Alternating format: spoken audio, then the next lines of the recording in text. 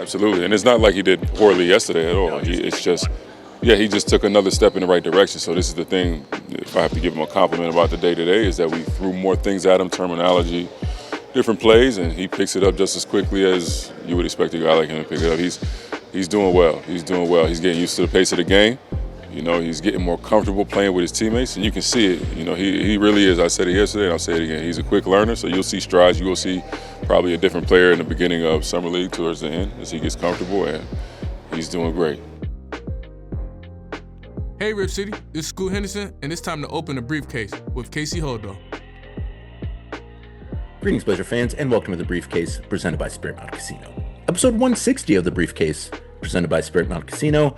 I am Casey Holdahl, and that was Trailblazers assistant Ronnie Burrell, who is handling head coaching duties for the Trailblazers at the Las Vegas Summer League, talking about the play of Yang Hansen in his second practice with the Trailblazers as they prepare to head to Las Vegas later this week. Obviously, a ton of interest, both nationally and internationally, in how Yang is performing in his first days. So we'll discuss those first practices. We'll discuss the way that Yang Hansen's looked in his first couple days with the Trailblazers, and the July free agent moratorium has ended, meaning business can be conducted for all teams.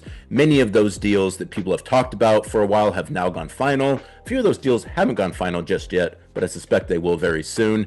And we'll also discuss a few of the players who have since moved on from the Trailblazers, primarily Deandre, Ayton, and Jabari Walker, on this edition of The Briefcase, presented by Spirit Mountain Casino.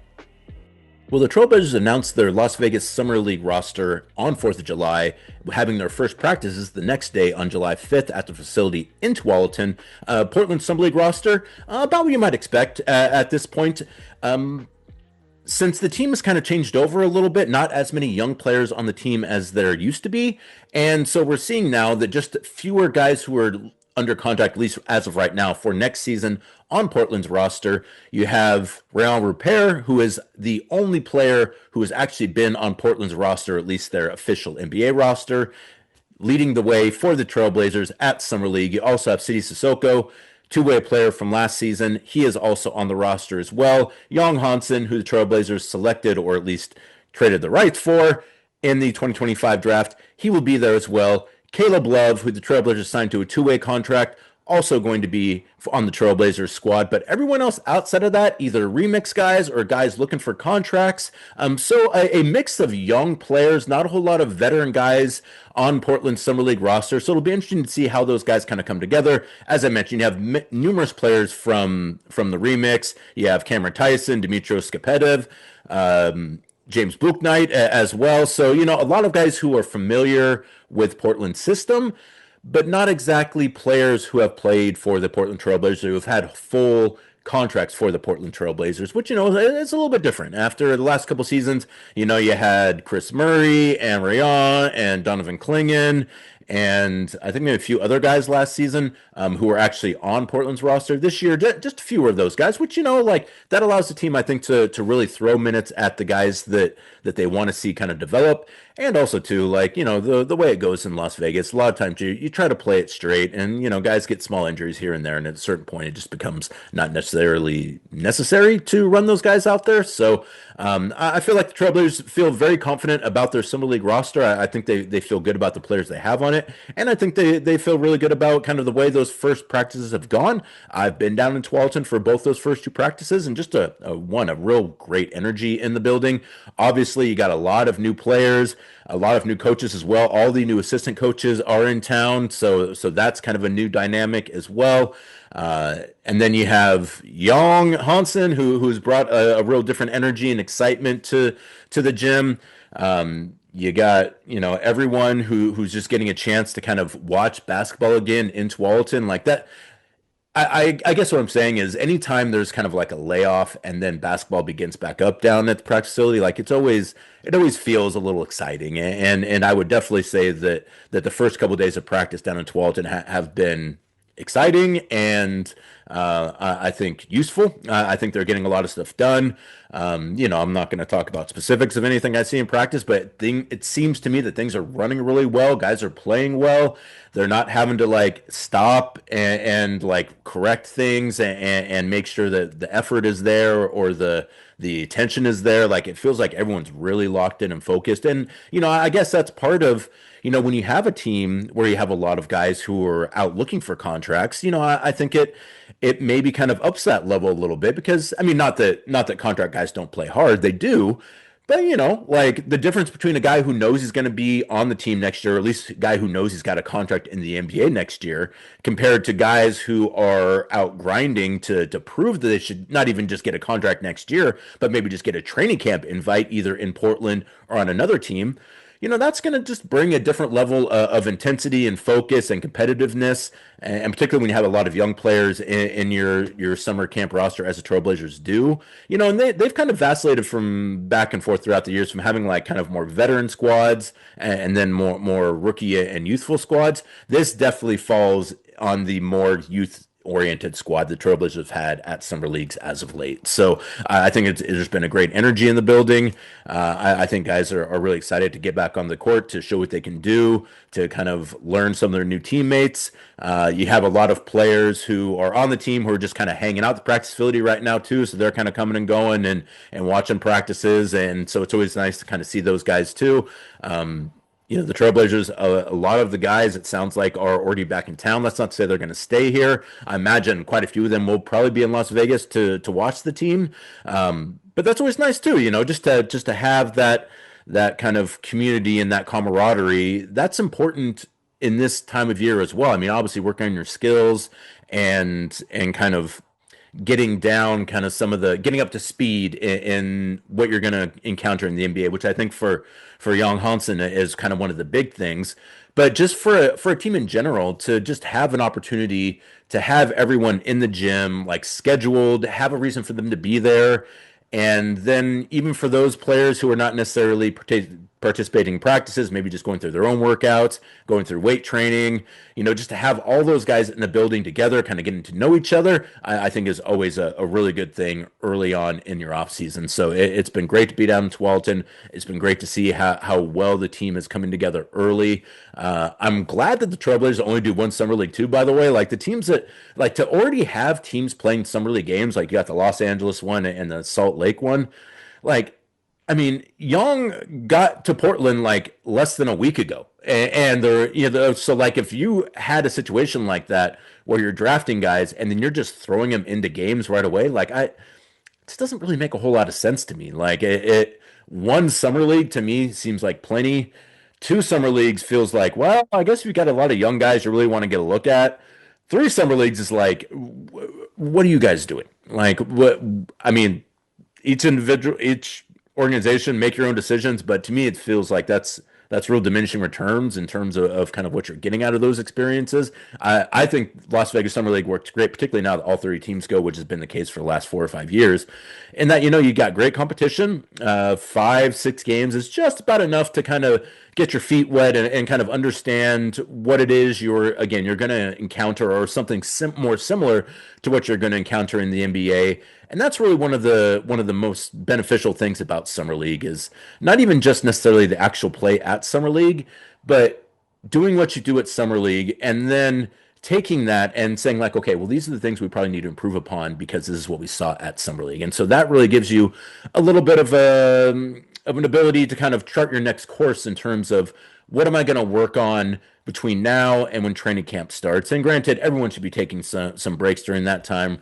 The guys who've been, who are going through pre-draft workouts like Hansen, like that's a lot to kind of just get thrust into going through all those workouts, then getting drafted, and then having summer league practices, and then having summer league games. Like you got to take some downtime too. But then after that, when you kind of want to start to get back to work in August, it's good to have kind of an idea of some of the things you might need to work on. And that's what Summer League provides you, is a place for you to kind of figure out what are some of the things that I maybe need to address before the NBA training camp comes around in mid-September.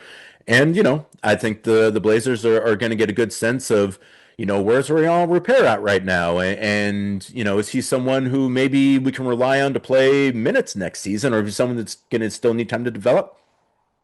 Yong Hansen. How far along is he? How long do we think it's going to take for him to kind of get up to speed of the NBA game? Do we think he's going to be able to play significant minutes next season? I don't really feel like there's a whole lot of expectation of that at this point in time, but who knows? Maybe you get to Summer League and maybe you feel differently after that. One of the things about Summer League, about big men, it's not a great environment for big men. There's a lot of guards there, a lot of guys trying to show they should make the league. And, a lot of times that will result in players maybe kind of going one direction when they should go the other. I would say that's kind of maybe the only real negative about not having a lot of guys who are going to be on the roster next season on the Trailblazers Summer League roster is that when you have more of those guys,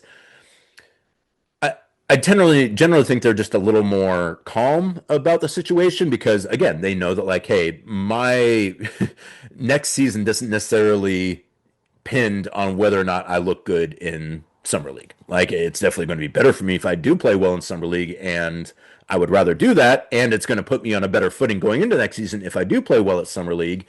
But I'm not playing necessarily for a contract right now.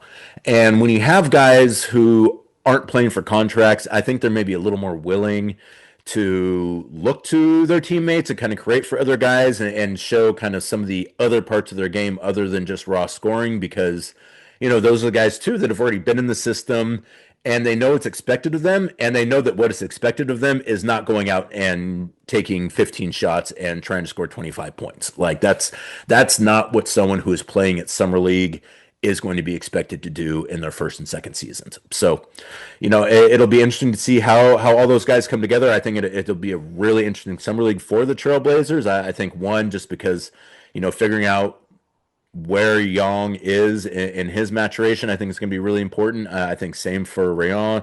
I think a guy like Sidi Sissoko and Caleb Love, both those guys on two-way contracts, I think both those guys, potentially could be seeing minutes for the Trailblazers next season. I mean, I think, further down the bench, but, definitely a possibility there. So, those are kind of the main things I'm going to be looking out for. And also just, filling out the remix roster as well and kind of, with a new coach this year, they've switched up a little bit. Sergey is back to just his assistant general manager duties now. Jonah is going to be running head coaching for the remix. So just seeing kind of how they decide to play, what kind of players they decide to bring in, and what that might mean about the style of play they're going to play, what they might be kind of experimenting with next season at the remix, which is one of the things that the team is most excited about having the remix for, is a place to kind of work through some ideas about what might work in basketball. I think those all make for a really interesting Summer League for the Trailblazers, even though they don't have a ton of guys who are going to be on the roster next season on their roster for Las Vegas. Obviously, one of the big stories for the Trailblazers at Summer League, and one of the big stories internationally at Summer League, is Yang Hansen, obviously being selected with the 16th overall pick of the 2025 NBA draft. A bit of a surprise there.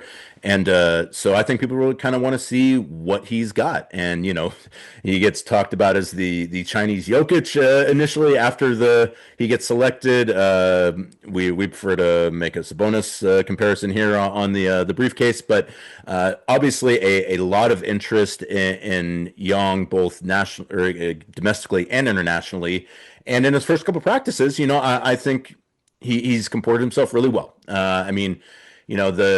Obviously there's a few things at play when you talk about Yong and kind of what he's going to encounter in his first days with the Trailblazers. First off, obviously the most obvious one is the language barrier. I think I'm sure you guys, if you're watching this, you have probably watched Yong's media availability from the first day of practice.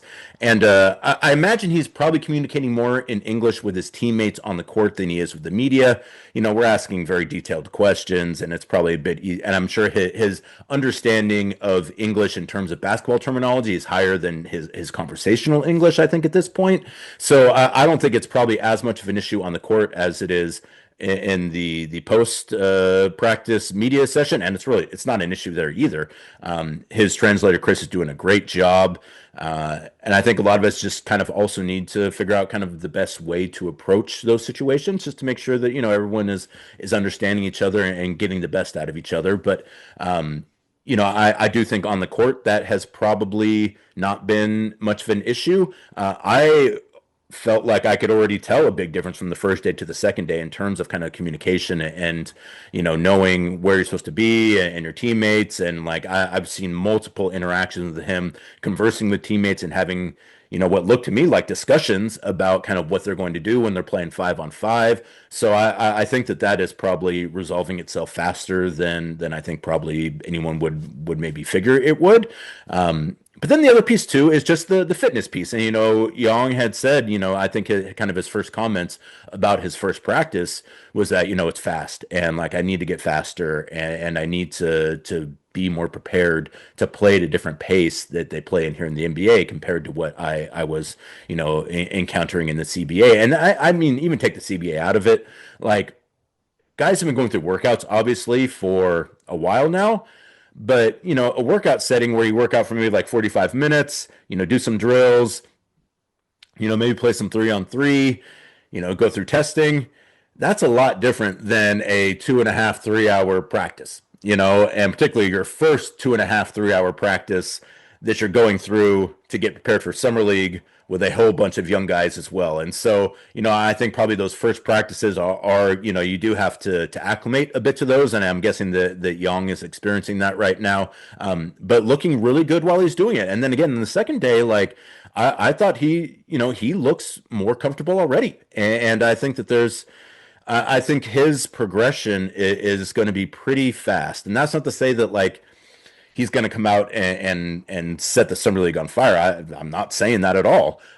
But what I'm saying is that it does seem like, all of what we're hearing is that he's picking things up really fast. Ronnie Burrell talked about that he's really quick on the uptake and is really coachable and really seems like he understands what's being asked of him a lot quicker than I think you might expect from someone whose English is, still a work in progress. You're going to hear from both Rayon and Caleb Love here in a second talking about playing alongside him. I think guys really enjoy playing alongside him in these early goings. I think he's just got a great personality as well, and like I think he's excited to be in Portland, excited to play, and so I just think all of that together makes for kind of a fun environment for a bunch of young guys who are kind of making their way or trying to make their way in the NBA. He's hitting shots too. I think he was shooting some threes after practice on Sunday and nailing all those too, like which everything that I've seen, and kind of the workouts that I've seen with Young, like hitting shots left and right. And obviously there's a difference between guarded and not guarded, but when you're 7-1 and can hit threes fairly consistently, even without somebody guarding you, pretty good chance, particularly as a 20-year-old, that you're going to be able to get to a point where you can do that with the hand in your face as well. So I think it's been a really solid few days of practice for Yang Hansen. I think that he's obviously like any young player going to endure ups and downs, and there's going to be hard times, but I think there's going to be times when he looks really good too. And I think even kind of some of the little highlight packages that we've been able to put out from the first couple of days of practices, I think again he looks. I guess what I'm saying is my first takeaway from Hansen is that he looks fluid. Like he doesn't look like a plodding 7'1" center. Like he looks like he moves really well. Like he gets up and down the court well. I think obviously fitness is going to be something he's going to have to work on. Like any big man, I mean, we saw that with Donovan Clingan, and he had won back-to-back championships at UConn. So like it's particularly for guys that size at that age. Like it just takes a little bit of time to kind of get up to speed with what it takes to kind of be in NBA game shape, and no concern whatsoever about Young getting there. I think by the end of summer league, he will probably already be there, if not before that. So I think the fact that he's moving well and is able to communicate with his teammates and coaches. He's not getting frustrated when like I was thinking about it. His first media session, they initially had planned to have I think like an hour and a half practice. I think it went almost like 2.5, 3 hours. So he goes through the entire practice, his first in the NBA with an NBA team. He's trying to keep up. He's got his translator with him, so he's taking instruction from the coaching staff. He's also getting parts from the translator as well. And then he's answering questions from the media, in which we're peppering him with questions in his non-native tongue, and he's trying to answer in English and also, trying to express himself the best he can. Like, I could see that being an incredibly frustrating situation or day, and he seemed like he was having a great time with it. So I think, just one, being able to get up and down the court and look fluid doing it, I think is a really good sign too. His fitness is already making strides, and I think that's a really good thing as well. And three, he's not getting frustrated. Like it seems like he's got the right approach. He's got the right mentality. And guys in that situation, you could see like. You're playing your first NBA games, like your practices, and you're trying to keep up, and you're trying to do everything right. You're trying to impress, but you're only able to pick up some of the stuff, and then you're getting some of the stuff for secondhand from your interpreter translator. And again, I could just see that being a difficult situation, and it seems like he's doing a really good job with it. So a couple really good days, a good start for Yong Hansen, and hopefully we'll just see him kind of progress more and more and more as the run to Summer League goes on. As I mentioned, first game on Friday versus the Golden State Warriors, 8 p.m. start time on that one. All the games also there, I think the first two games are on ESPN2, then ESPN, and then NBA TV. All those games are also going to be on KUPN and BlazerVision. The first game will be tape delayed, so if you want to watch that one live, you might need to go to ESPN for that. But all the other games will be live on KUPN or KUNP and on BlazerVision, as well as on ESPN. And I think the last game was on NBA TV. So a lot of opportunities to watch those games. I know, I think I'd mentioned that initially, that they were trying to get some of that stuff figured out in terms of where those games would land. They are going to be on 2.2, which is great. So if you have cable, you'll be able to watch the games on ESPN.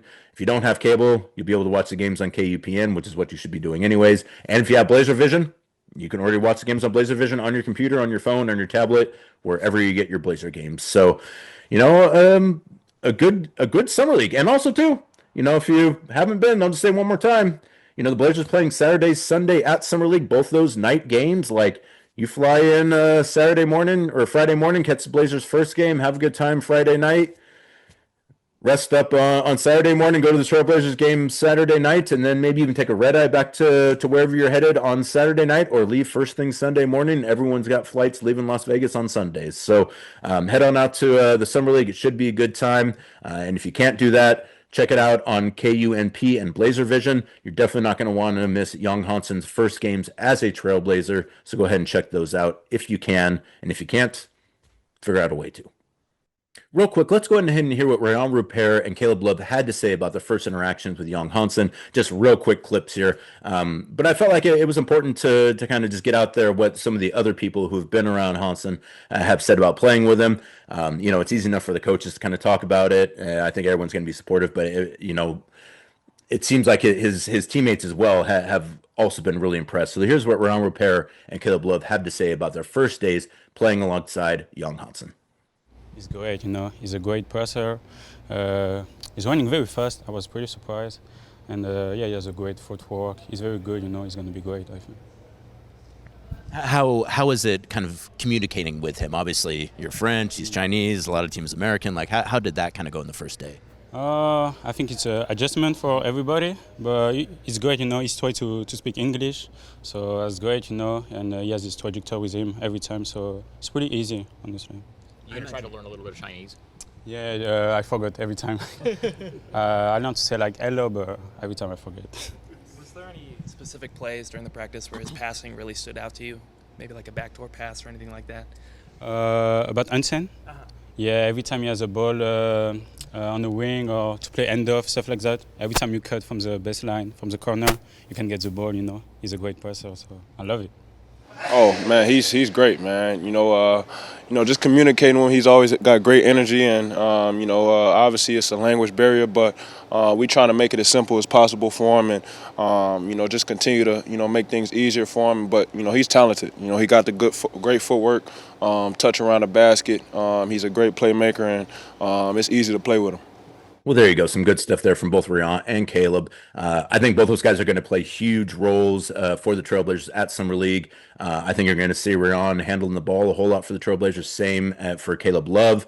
And then, I think you're going to see them really trying to get kind of Yong Hansen involved in things and maybe kind of creating, because, I think obviously one of the reasons why they're really excited about the prospect of bringing in Hansen is because of his passing. And so, I think we're going to see that hopefully early in Summer League. And, I think, who cares about wins and losses at Summer League? Just seeing those guys, the guys who particularly are going to be on the roster next season, how well they're able to kind of play alongside each other, I think is going to be really interesting.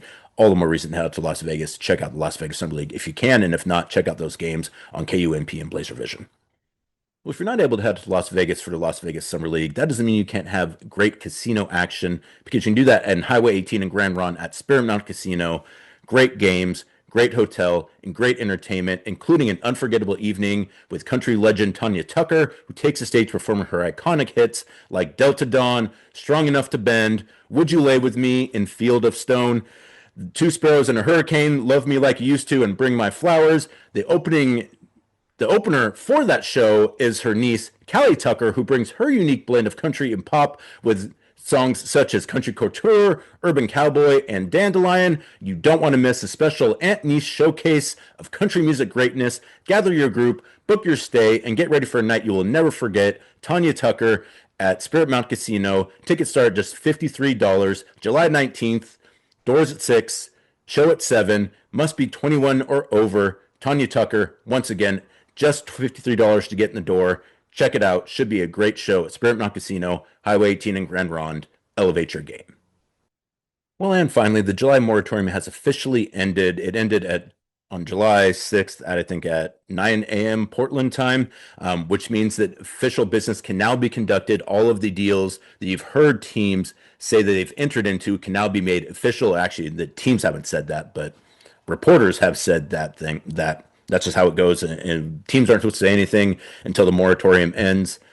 Agents can say whatever they want. Players can say whatever they want. So all that stuff always gets out anyways. But technically, teams are not supposed to kind of discuss those things until they're made official. And now they are official. Trailblazers have not signed any free agents, just two-way guys and Hansen, who they signed last week. The only business you can conduct, I believe, is signing two-way players and signing your own rookies. So that was done last week. Trailblazers haven't signed anyone since the moratorium ended, though a few players have moved on, most notably Deandre Ayton, as I'm sure you know. And the Trailblazers were actually able to announce that as well. Deandre Ayton and the Trailblazers agreed to a buyout. Reportedly, Deandre given back about $10 million of his salary so he can go and become a free agent. He has since signed with the Los Angeles Lakers, I believe 2-year deal with a third-year player option, if I'm not mistaken. All the best to Deandre. Really enjoyed working with him in Portland. He did a really nice job of being a great guy in the locker room and kind of ushering along some of these young players. Was always super supportive with the young guys. I really enjoyed the time we had with Deandre, and I think he filled a valuable role for the team. Like he kind of bridged that gap between kind of Dame moving on and kind of what was next, and he did it with kind of a great spirit. And sometimes things kind of went up and down with Deandre, and that's going to be the case with any player from time to time. But just in terms of kind of what he was able to do for the Blazers in the locker room, especially, I just really respect Deandre coming in and conducting himself the way he did. I thought he played really well too. I think the Lakers obviously have they're a bit further along than the Trailblazers were when Deandre joined. So I'll be real interested to see kind of how that works out for him. I think Deandre having a guy like Luka Doncic, looking to get him involved is definitely going to be a positive thing for DA. And for him to kind of give some of that money back, which reportedly has allowed the Blazers now to access the full mid-level exception, which I believe is somewhere a little north of $14 million in free agency, should they choose to do that.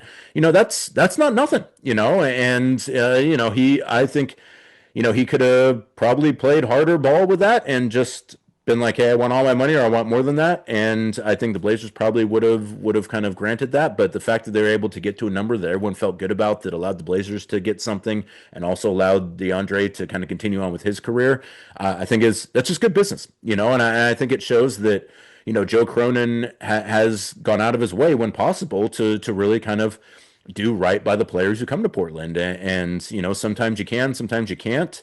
But for the most part, it seems like Joe has really, when players have come to him and asked for things, and he has generally worked with them and tried to do his best to kind of satisfy their desires while also putting the needs of the Trailblazers front center as well. So all the best to Deandre. He actually did have a little poster I'm going to read real fast. Rip City, thank you. I appreciate you all for welcoming me and my family. I truly enjoyed my experience engaging with such a proud fan base and beautiful community.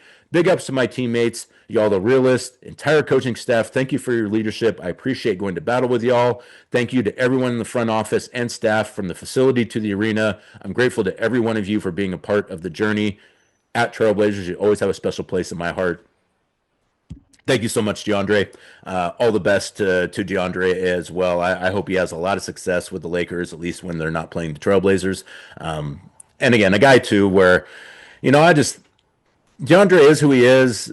Just he gets a bad rap, man. Period. Full stop. Like people, he can be kind of goofy. He can be gregarious, but end of the day, DeAndre is a good person who I think cares about other people and wants his teammates to be successful. And that ain't nothing. And there's plenty of guys in the NBA who aren't like that. So, I think that you really hats off to DeAndre. I thought he was great in Portland. I really enjoyed working with him, and I wish nothing but the best for him.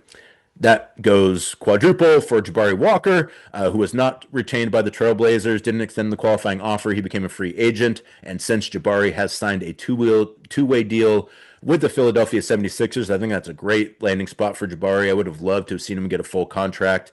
But, those are pretty tough to come by in the NBA today. Teams are really being careful about, kind of where they're putting their money and the guaranteed contracts they're handing out. So, I'm just glad that Jabari did get a contract. I think, that 76ers team I think he's going to do a great job there. I know their G League team is important to their franchise as well. So that's useful for Jabari. And just a guy, too, that, getting taken with the second to last pick, comes in the summer league, and no one really expects a whole lot of anything. Jabari comes out and has one of these best summer league performances of any Trailblazer that I can recall in the 20 years that I've been going to the Las Vegas Summer League now. So he uses that as a springboard to get a full contract and then to, play 3 seasons with the Trailblazers. I think Jabari's a great guy. I think he's got a spot in this league. He's going to be one of those guys where,